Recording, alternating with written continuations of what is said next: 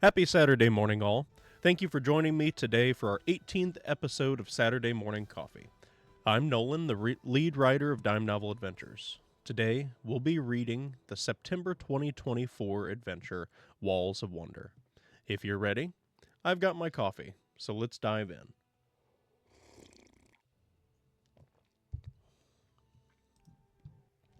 Tales of the Titan Masks, Walls of Wonder, September 2024. Breach a titanic wall in this adventure for your favorite role-playing game.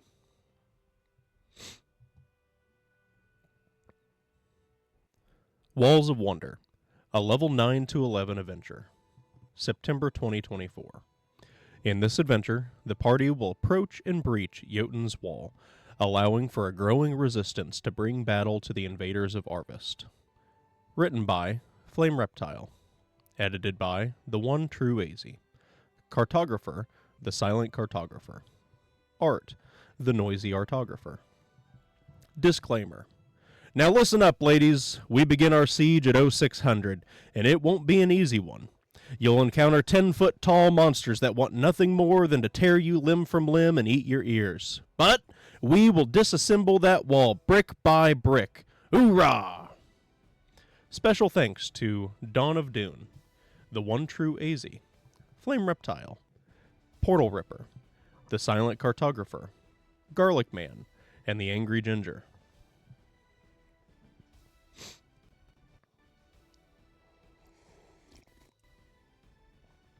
Brewing Storm. In the previous adventure, Dock of Delicacies, the actions of the party has drawn numerous survivors into their employ as a brewing rebellion. Quantity of survivors. The total number of survivors freed from Shadow General CERN were equal to 1d4 times 1000 plus 1d10 times 100 plus 1d100. Those that follow. After determining the number of survivors, one party member rolled a charisma persuasion check with advantage, multiplying the result of the persuasion check by 5 to a maximum of 100. This was the percentage of survivors that joined the party. Leaders of the rebellion. Empowered by the numerous rebels cheering at their backs, the party is inspired to complete their tasks, regardless of the latent dangers. Depending on the number of rebels backing their efforts, the party gains the following benefits during this adventure, as shown on the table below. Assault on the control room. 1d4 plus 1 weeks ago, the party freed the denizens of the city of Arvest from the group of Shadow General CERN, learning of darker workings upon the island of Arvest in the process. It was revealed that deeper within the island and surrounding its interior was a massive wall constructed by another Shadow General, Shadow General Jotun. It is unknown what horrible secrets Jotun's wall conceals, but all within the rebellion agree that the wall must crumble. After weeks of planning and preparation, the rebellion, led by the party, set out to mount their assault against Jotun's wall. Upon arriving at the base of the wall, at a section believed to be near Jotun's war room, the rebellion began its assault. Intended as nothing more than a grand distraction, the rebellion fired catapults and ballistae towards the wall to draw out the shadow ents within while the party sat waiting within a hollowed stones. Once proper attention had been drawn towards the rebels, the party within their stones were fired from the catapults at the walls. With the hopes of the rebellion resting within their hands, read or paraphrase the following.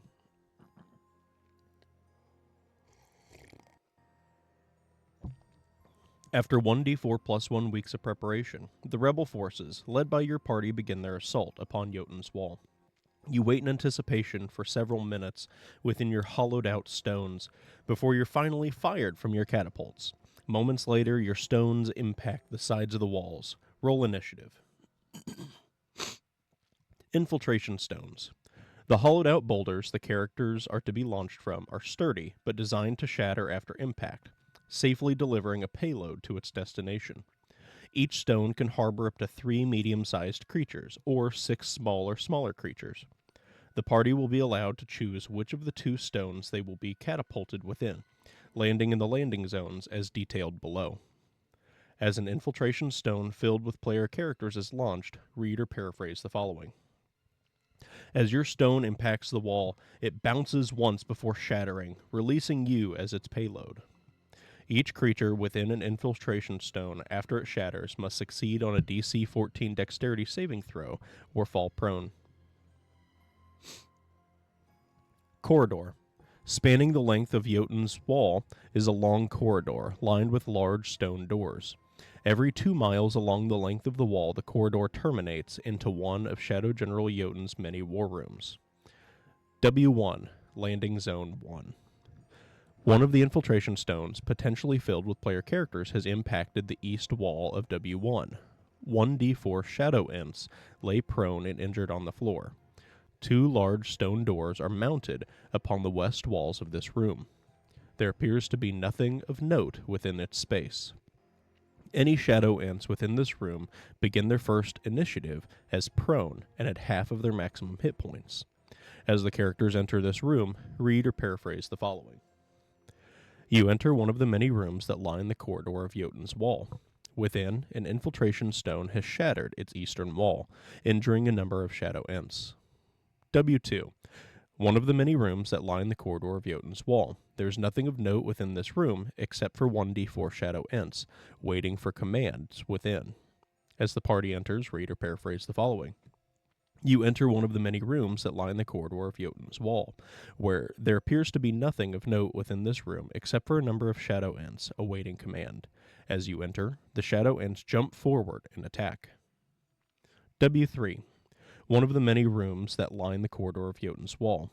There's nothing of note within this room except for 1d4 Shadow Imps waiting for commands within. However, the southern wall has been damaged by an infiltration stone entering from W5. A medium or smaller creature can easily walk between the 2 rooms. As the party enters, read or paraphrase the following. You enter one of the many rooms that line the corridor of Jotun's wall.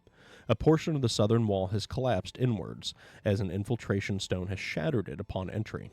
There appears to be nothing of note within this room, except for a number of Shadow Imps awaiting command. As you enter, the Shadow Imps jump forward and attack.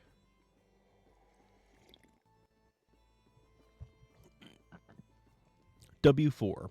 One of the many rooms that lines the corridor of Jotun's wall. There's nothing of note within this room except for 1d4 Shadow Imps waiting for commands within. As the party enters, read or paraphrase the following. You enter one of the many rooms that lines the corridor of Jotun's wall. There appears to be nothing of note within this room except for a number of Shadow Imps waiting command. As you enter, the Shadow Imps jump forward and attack. Landing Zone 2. One of the infiltration stones, potentially filled with player characters, has impacted the east wall of W5. 1d4 Shadow Imps lay prone and injured on the floor. 2 large stone doors are mounted upon the west walls of this room. There appears to be nothing of note within this space. The northern section of the wall, adjoining to W3, has been shattered by the infiltration stone. Any Shadow Imps within this room begin their first initiative as prone and at half their maximum hit points. As the characters enter this room, read or paraphrase the following. You enter one of the many rooms that lines the corridor of Jotun's wall within. An infiltration stone has shattered its eastern wall, and a portion of the northern wall, injuring a number of Shadow Imps. W6. One of the many rooms that lines the corridor of Jotun's wall. There's nothing of note within this room except for 1d4 Shadow Imps waiting for commands within. As the party enters, read or paraphrase the following. You enter one of the many rooms that lines the corridor of Jotun's wall. There appears to be nothing of note within this room except for a number of Shadow Imps awaiting command. As you enter, the Shadow Imps jump forward and attack.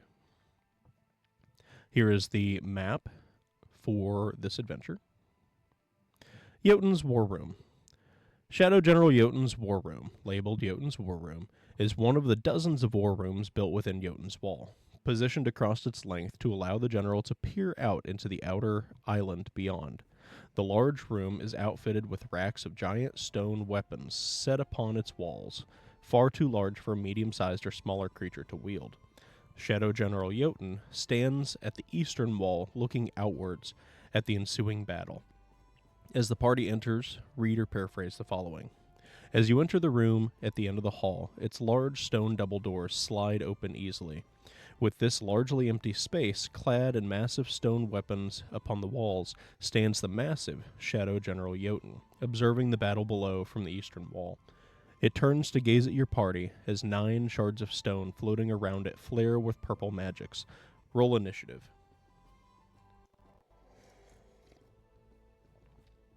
Shadow General Jotun. Shadow General Jotun is a massive foe, but unlike the previous Shadow Generals, Jotun has an air of intelligence and strategy about it. Jotun's war room has been constructed as a perfect battleground for its general, posing as a large open space that Jotun can manipulate. Jotun will make a continuous onslaught of attacks with its stone crown, while controlling the battlefield with its gravity well and wall of stone. It is a deadly enemy up close and at range. Reducing Shadow General to 0, Jotun to 0 hit points. Once Shadow General Jotun has been reduced to 0 hit points, it will drop down to 1 knee, where its head will be low to the ground. A character with a charm seal would have an easy time attaching the seal to Jotun's forehead. Sealing Shadow General Jotun. Once the party has successfully reduced Shadow General Jotun to 0 hit points, and Shadow General Jotun has failed its saving throw against the charm seal, read or paraphrase the following. After it has taken a knee, you affix the charm seal to the forehead of the brought low Shadow General Jotun. It fights to resist the binding magics of the charm, but ultimately fails as white runes appear across its skin. Jotun looks up silently as its body compresses and contorts, being sucked inwards towards its face. In its final moments, it says, "I have failed you," before the light of the runes dissipates, leaving behind a large stony mask with the visage of Jotun's face. Any remaining shadow ents collapse to the floor, writhing in agony as the shadows that had once possessed their bodies are released, leaving behind the unconscious humanoids that had been possessed. Shadow ents. The shadow ents are humanoids that have been willingly possessed by the shadows within Shadow General Jotun. Often accepting the power to make easy gains, the shadow ents follow Shadow General Jotun's orders without question and with deadly efficiency. Shadow ents appear much as they did before possession. However, they have grown significantly in size, and their skin appears to be chiseled from stone. In combat, the shadow ents will utilize their size and flanking tactics to surround an enemy to incapacitate it. Once an enemy has been incapacitated, a shadow ent will remove it from the battlefield and transport it to Jotun's war room for processing. Victory. Once the party has defeated Shadow General Jotun, read or paraphrase the following. After defeating Shadow General Jotun, the shadow ents below collapse and revert to their previous forms. The rebel army stops its assault and cheers in victory, shaking the foundations of the wall. Your party glances at the auto map, noticing it has changed, revealing the interior of the island has been half frozen and half burned, both halves with towers at their centers. Over the next 4 hours, the party and the rebels search the wall, recruiting as many freed denizens as it can. With the numbers of the rebellion refreshed and bolstered, the party and rebels plan their next attack.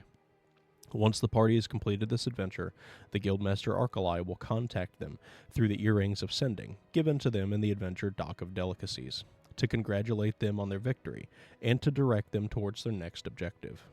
The end. Losses in battle. Roll 5d10. This is the percentage of rebels that have been slain during the battle. Remove them from the total number of rebels. Bolstering a rebellion. Because of the party's actions, many of the survivors, now freed from their bonds as shadow ents, will be willing to serve the party as a band of rebels, seeking to reclaim their island. Quantity of survivors. The total number of survivors freed from Shadow General Jotun are equal to 1d4 times 1000 plus 1d10 times 100 plus 1d100. Those that follow. After determining the number of survivors, one party member may roll a charisma persuasion check with advantage. Multiply the result of the persuasion check by 5 to a maximum of 100. That is the percentage of survivors that will follow the party. This adventure features 2 unique stat blocks, Shadow General Jotun and the Shadow Ent Bandit. It also features 3 unique magic items, the Charm Seal, the Auto Map of Arvist, and the Earring of Sending. A Wall of Wonder and Mystery. The city of Arvist has been reclaimed, resistance fighters have been bolstering, and it is finally time to lay siege to Jotun's wall. Continue to investigate the Shadow Generals and foil their terrible plans. A level 9 to 11 adventure for a party of 3 to 6 adventurers. An adventure for use with your favorite role-playing game.